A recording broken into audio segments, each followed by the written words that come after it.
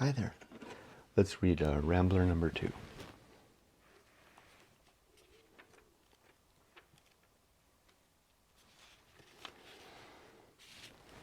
Saturday, March 24th, 1750. The impatient courser pants in every vein, and pawing seems to beat the distant plain. Hills, vales, and floods appear already crossed, and ere he starts, 1,000 steps are lost. Alexander Pope. That the mind of man is never satisfied with the objects immediately before it, but is always breaking away from the present moment and losing itself in schemes of future felicity, and that we forget the proper use of the time now in our power to provide for the enjoyment of that which perhaps may never be granted us, has been frequently remarked. And as this practice is a commodious subject of raillery to the gay, and of declamation to the serious, it has been ridiculed with all the pleasantry of wit, and exaggerated with all the amplifications of rhetoric. Every instance by which its absurdity might appear most flagrant has been studiously collected.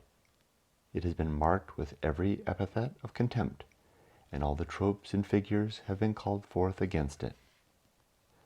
Censure is willingly indulged, because it always implies some superiority. Men please themselves with imagining that they have made a deeper search or wider survey than others, and detected faults and follies which escape vulgar observation. And the pleasure of wantoning in common topics is so tempting to a writer that he cannot easily resign it. A train of sentiments generally received enables him to shine without labor, and to conquer without a contest.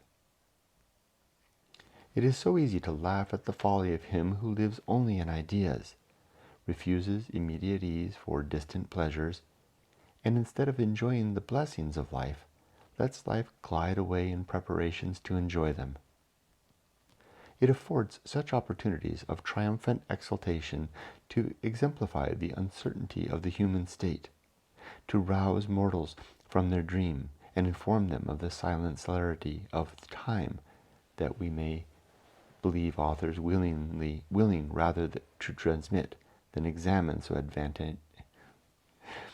Let me try that again. It affords such opportunities of triumphant exaltation to exemplify the uncertainty of the human state, to rouse mortals from their dream, and inform them of the silent celerity of time, that we may believe authors willing rather to transmit than examine so advantageous a principle, and more inclined to pursue a track so smooth and so flowery than attentively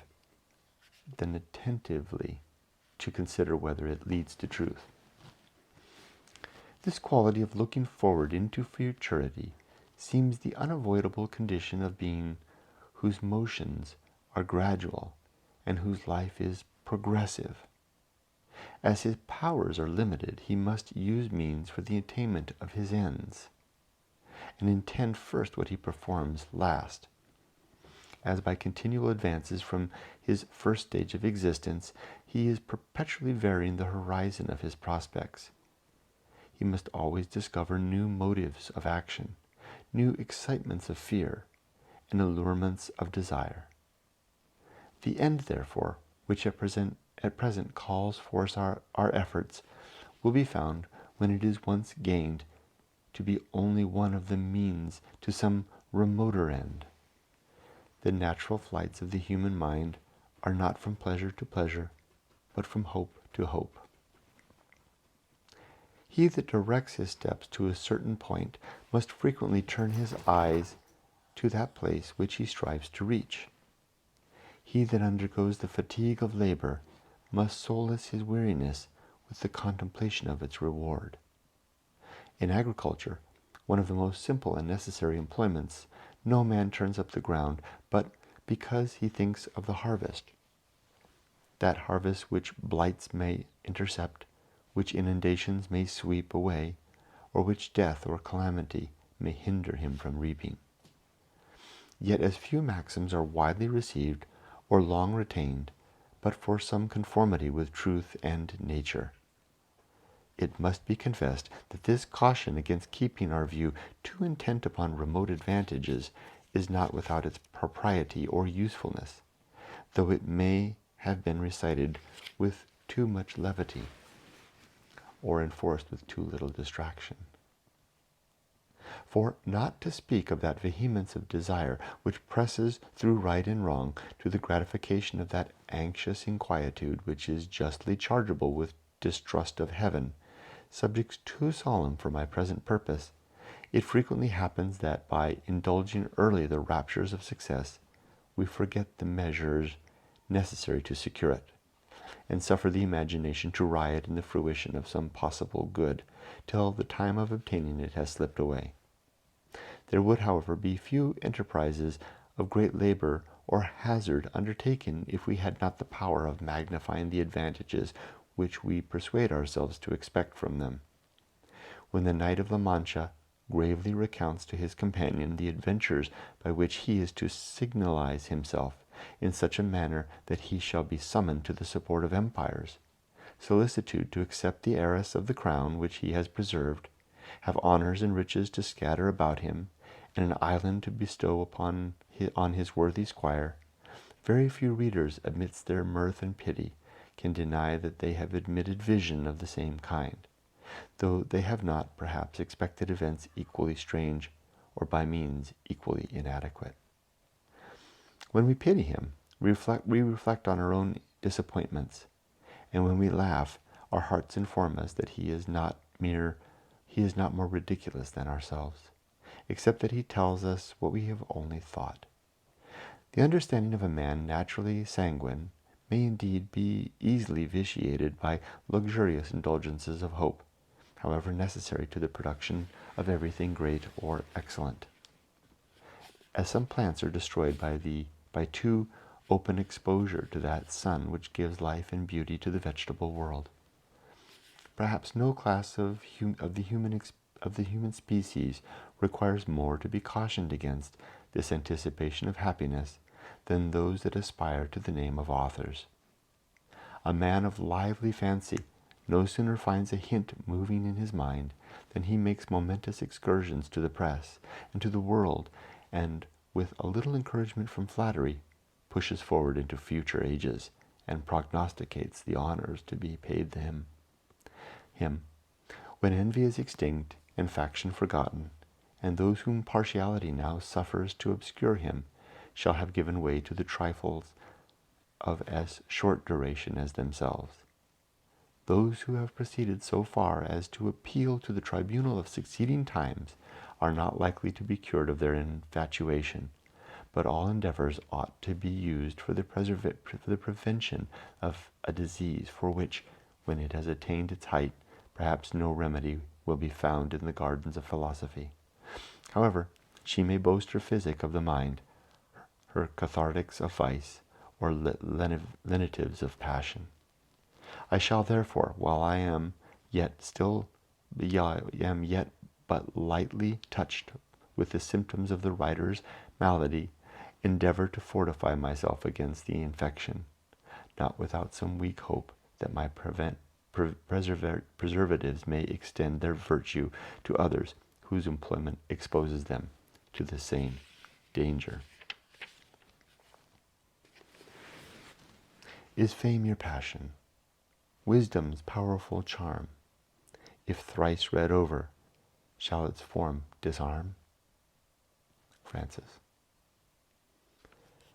It is the sage advice of Epictetus that a man should accustom himself often to think of what is most shocking and terrible, that by such reflections he may be preserved from too ardent wishes for seeming good, and from too much dejection in real evil.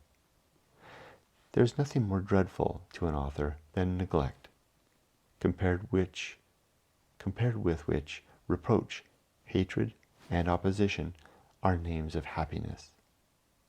Yet this worse, this meanest fate, every one who dares to write has reason to fear. Go now, and meditate thy tuneful lays. Elphiniston.